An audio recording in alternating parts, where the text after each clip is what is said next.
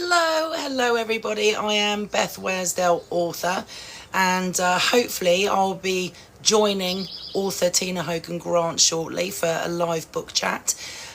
Today we're going to be talking about why we became authors, what started us off, the pitfalls, pros and cons, and everything book related. We're both indie authors, and hopefully she'll be adding me live soon. Fingers crossed, hopefully. We will see. We're still learning, but you can follow us on Instagram, Facebook, YouTube, X, you name it, we're everywhere. But hopefully we'll be getting together soon.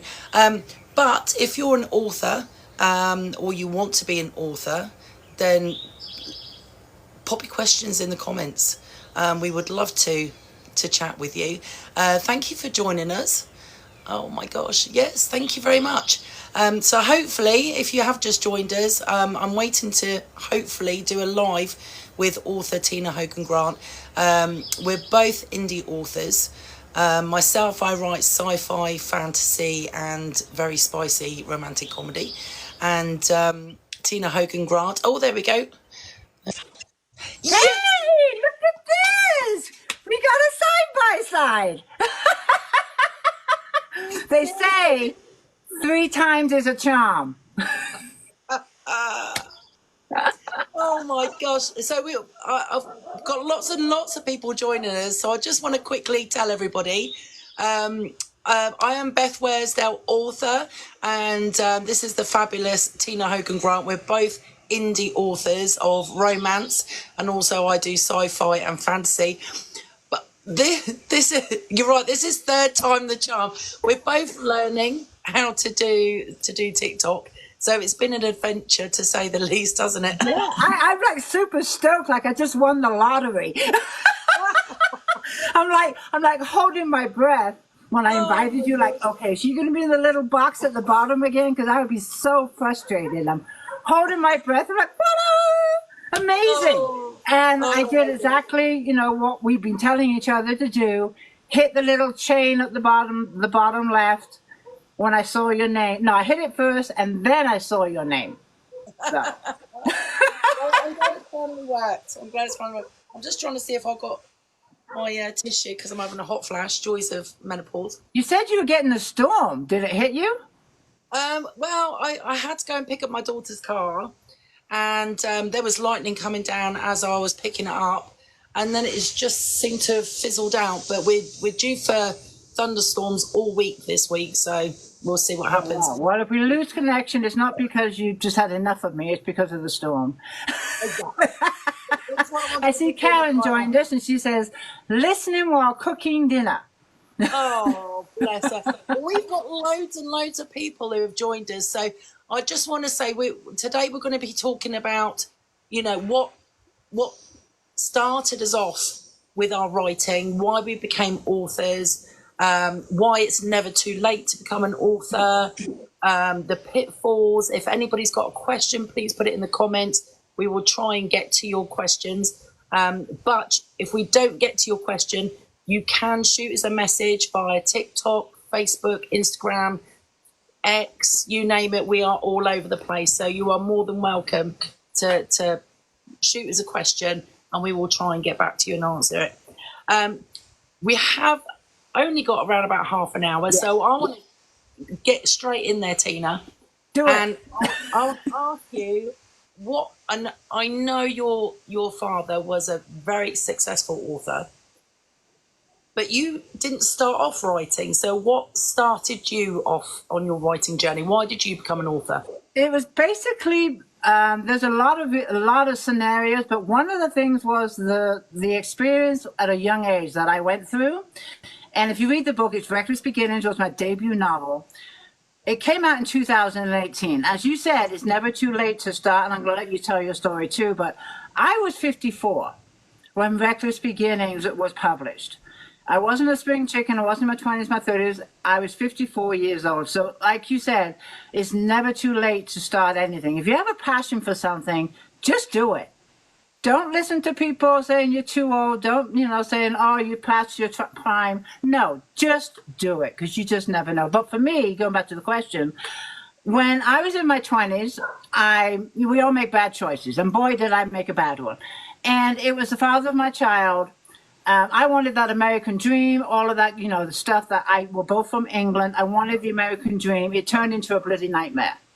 He was an addict, and I was living a nightmare, but I was also living a lie. Because on the outside, when I left my home, I had this fake smile on my face. Everything was fine. I'm living that dream. But inside the house, it was a nightmare. And me being a reader, because my dad was an author, like you mentioned, I always turned to books for advice or just for something I could relate to. And back then it was bookstores. We didn't have all this online. And when I went to the bookstores, I found everything for the addict. How to heal yourself, how to quit the drugs, but nothing for the person that didn't do drugs, but was living with an addict and was living that nightmare. How did they cope? I wanted to hear from somebody that was going through what I was going through. I wanted to relate to somebody. I didn't find nothing. That's when the seed was planted to write a book about it. But that didn't happen for another 8 years. We all know how life gets in the way. I was off doing stuff, whatever. But it finally, when life slowed down for me, I said, I gotta write this book. It was just gnawing away at me because I still didn't find any books. And to make a long story short, that's how Reckless Beginnings was born. It's based on true events, and I happen to have a copy right here, by the way. Ta-da! but that's how it was born. And for me, I got so many emails from women that have gone through the same things I had gone through. That alone was rewarding enough for me to write that book. And not also that, it was so therapeutic for me. Yeah. I mean, it made me understand myself so much better, why I chose that journey at that time, why I waited so long to act on it and to put myself first instead of somebody else. But we all do stuff for a reason. But that is what started me. And it was supposed to be just one book. I'm going to write this book and then I'll be done. I'll get on with my life. But you know what? I loved writing it. I just loved it. And I watched my dad when he was an author. Just his eyes were like just shining and bright when he was lost in the chapter, lost in the characters. And that's how I felt. And I totally got it. And I thought, you know what? I'm not done. And the Reckless Beginnings turned into a trilogy. So that's how I began, and I'm glad that I followed my passion. I'm glad that I'm still writing books, and my 15th book comes out next month. Yay! So Beth, that's how I got into it. I was 54, so now I want to hear how you got started, what inspired you, and how old were you when your book was published? Oh my gosh. So I published my first book in 2018. So I was coming up to 50, and I've been in denial since I turned 40, I've got to be honest with you.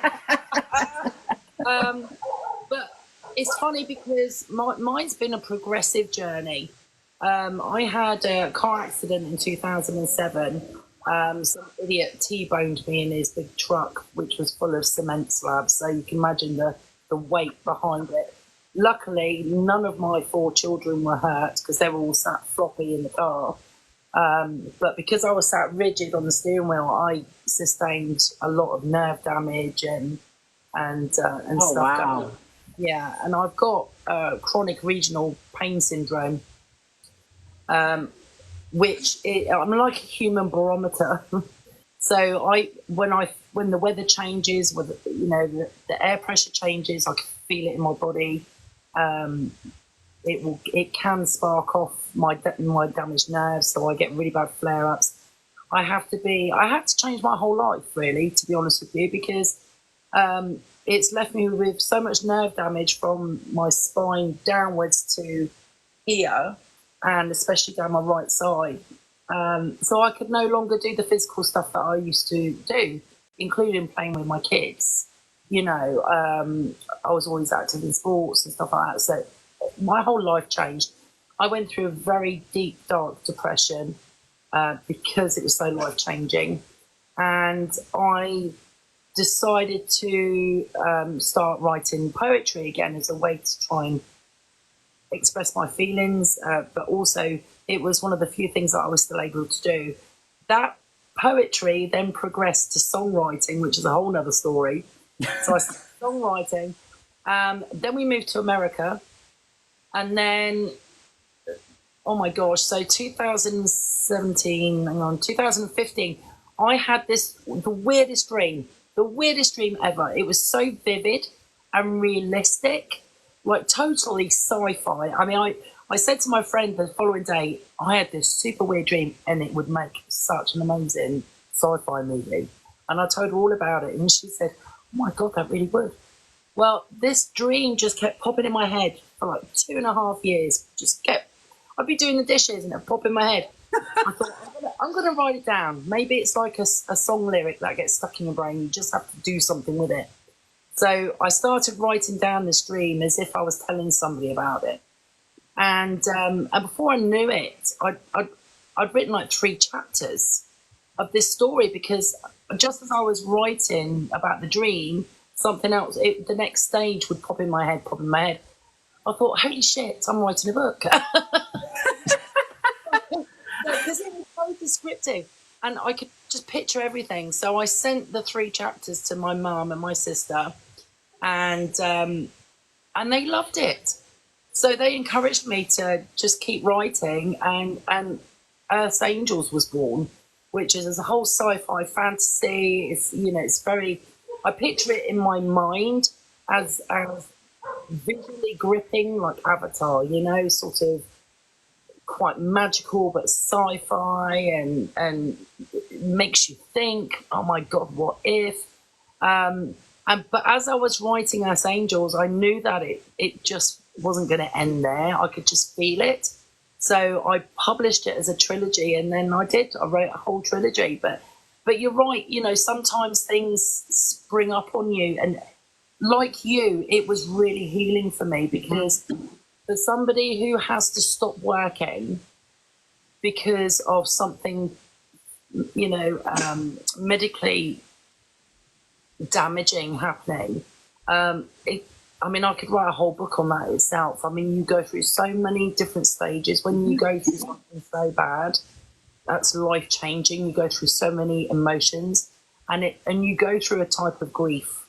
Yeah. And depression and everything else. Yeah. And so, like you, for me, starting to write opened up a whole possibility of me actually having any type of possibility of a career, you know. And I think that's super important, especially, and I don't mean to sort of get into the he's and she's, but for a woman, I think that's super important, because, you know, a lot of us, especially when we start having children, and especially if you can't afford childcare, it's really hard, because a lot of women do have to give up their careers, you know, for the sake of their families.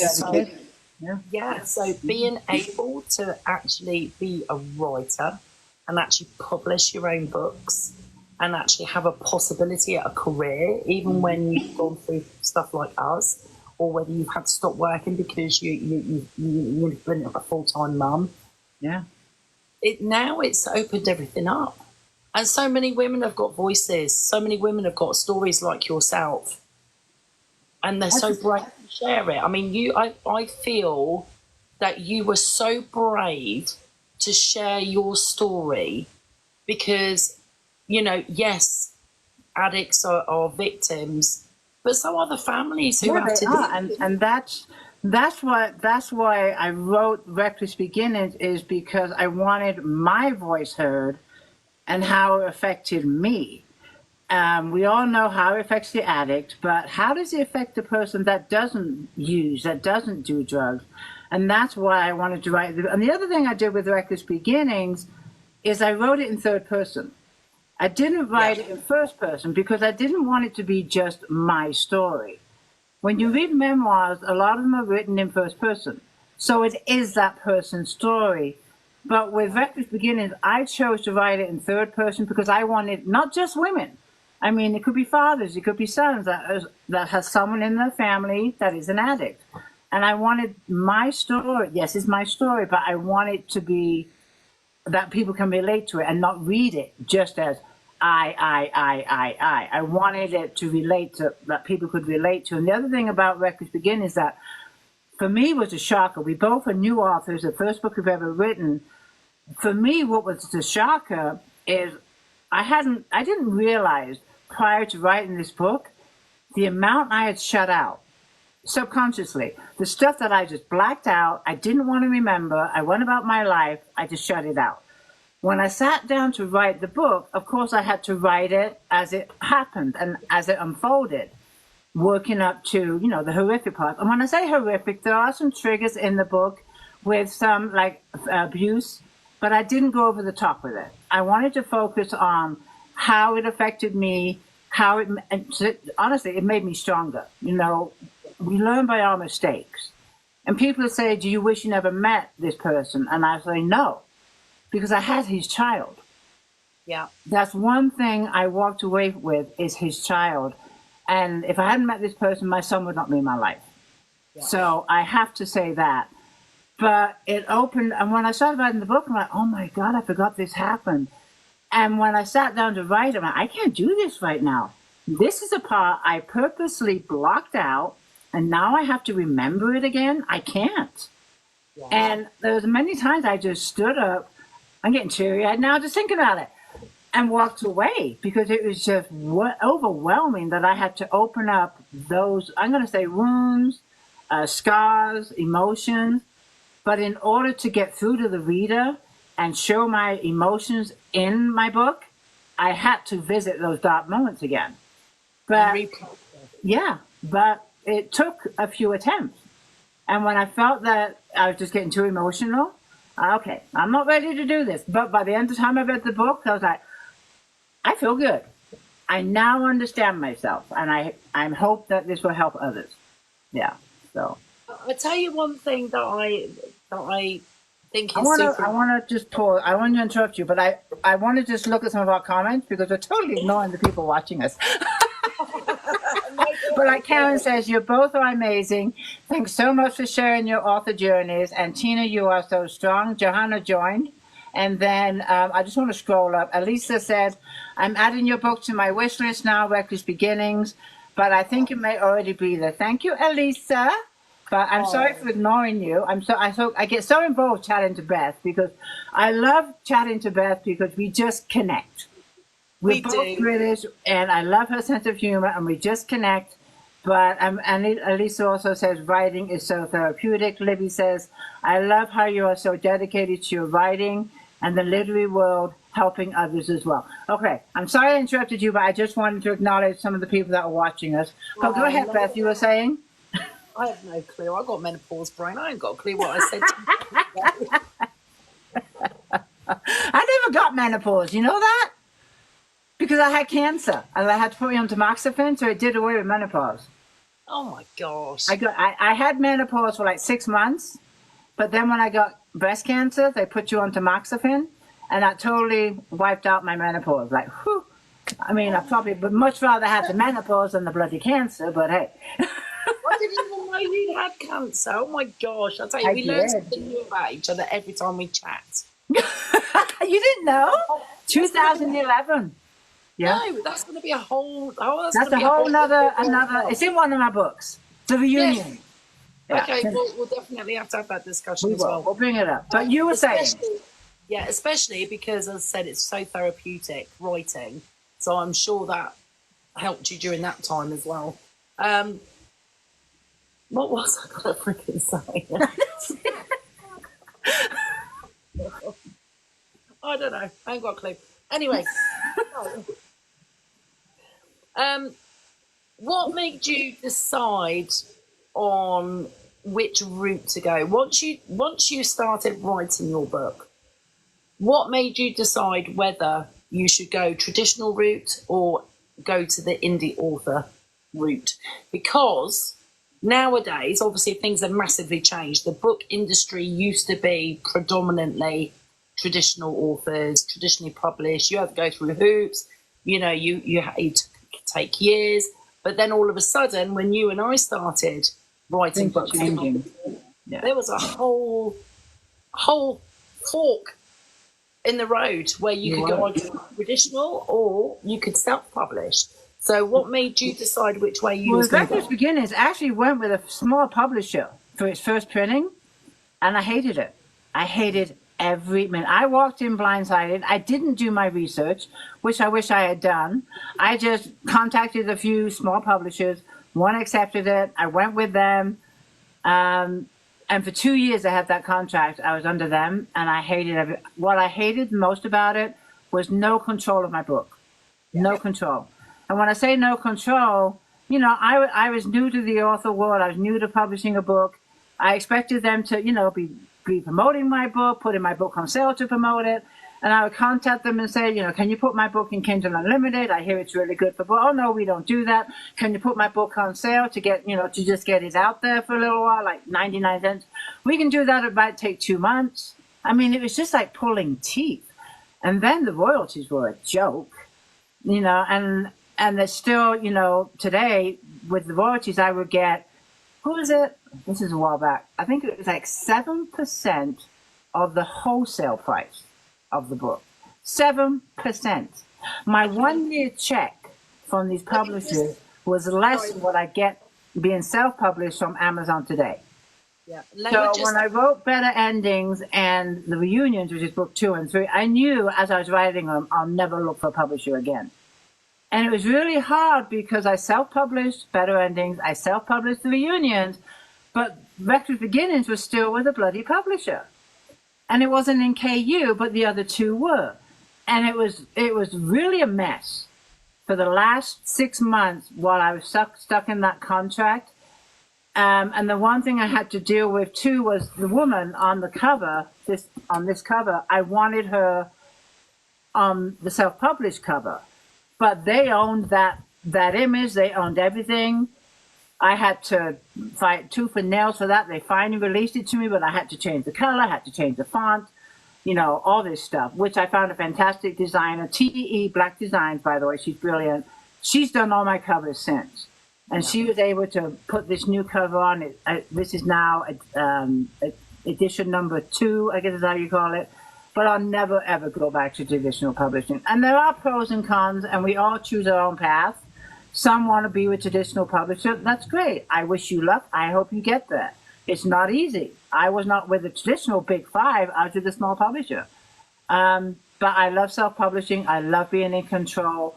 I love knowing that when I want to put a book on sale, I hit one button. Now, why is that so hard for a publisher? And the next day, it's on sale. Yeah, so exactly. There's little things like that make a difference. But for me, it's my business and my books. I want to be in control of them. And to be honest, the money's better too. So I'm now the same question for you. Well, I was just going to add as well for people who have joined us who are thinking about, you know, publishing a book. When a book is sold wholesale, 9 times out of 10, the book companies, for example, Barnes and Nobles, Target, you name it, all the people that sell books, wholesale prices, they want on average about 35 or 40% discount on each book, which is why traditional authors get such a small percentage, because the big businesses like Walmart and Target, etc., Barnes and Nobles, Waterstones, they all want a massive discount. So you're right, it sucks. And as indie authors, we can still sell our books and have expanded distribution to sell to these companies, and we still get a very small percentage, but it is more than traditionally published authors. So that, you know, we still go through the same thing, but we get more money as authors, and especially when we sell to direct to independent bookstores, we can negotiate and have that power. But I did query Earth's Angels. I did query Earth's Angels, and I queried for quite a while. But I just didn't get the responses that I was hoping for. I really, really didn't. And I also, you know, at our age, we don't have years and years because especially we don't know what's around the corner. And especially when we've gone through medical issues like we have with my car accident and you with your cancer, you know, we don't know how long we've got in this world. So, as you know, somebody who's starting on the publishing path and writing path later in life, you don't want to wait 5, 10, 15 years fighting to get a traditional contract. So for me, it was a case of I tried it. I tried to see what would happen, and then I thought, do you know what? I'm just going to do it all myself. And like you, I've literally taught myself pretty much everything, and I've learned as I've gone along. So you know, we've both made errors and learned by our mistakes. The worst thing I think is listening to bad advice from people who haven't had the experience but still give you advice, or people who act, authors that haven't done as well, but they act like they've done fantastic and they give you all this advice and you think, I should not have listened. Sometimes it's a case of trusting your own instincts, especially when other authors aren't in the same genre as you, because each market is different.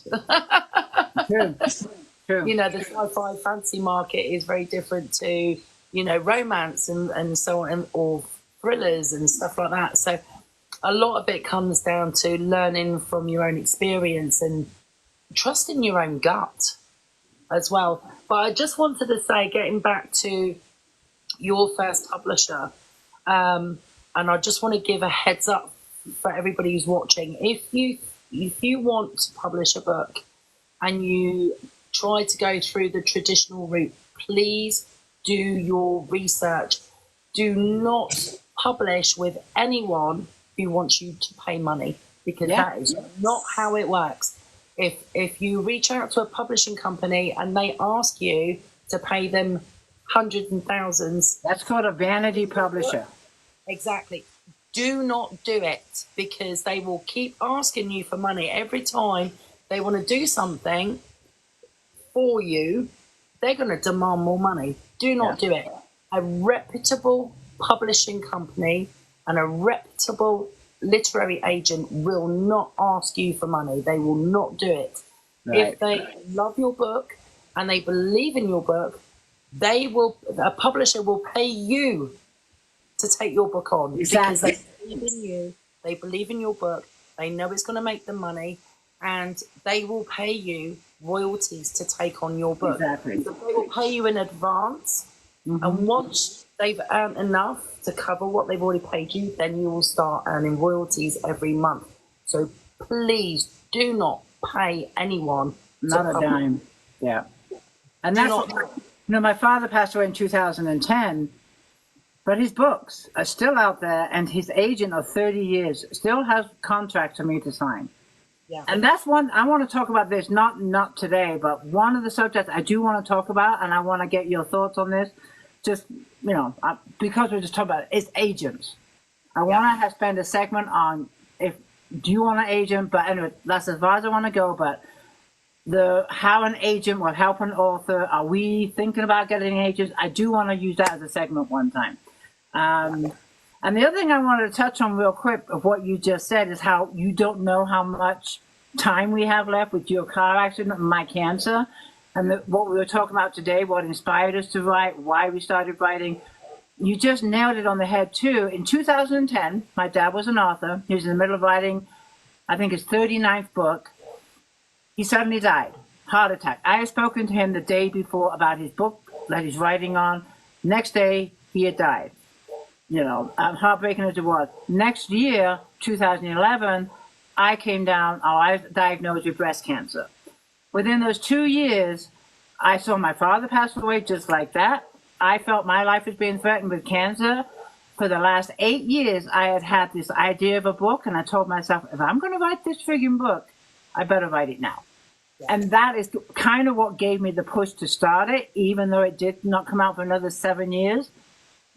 Those two life events pushed me to start writing. And I just wanted to throw that in there too. So, and it really is. It really is the truth. Because, and you think about so many successful people. For example, Harrison Ford, right? I know he's not an author, but he was a carpenter.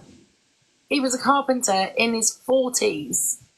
And then he got a part in Star Wars and has had a massively successful career since. You know, you take people like that, it really is, you're never too old. You're never too old to do what makes you happy.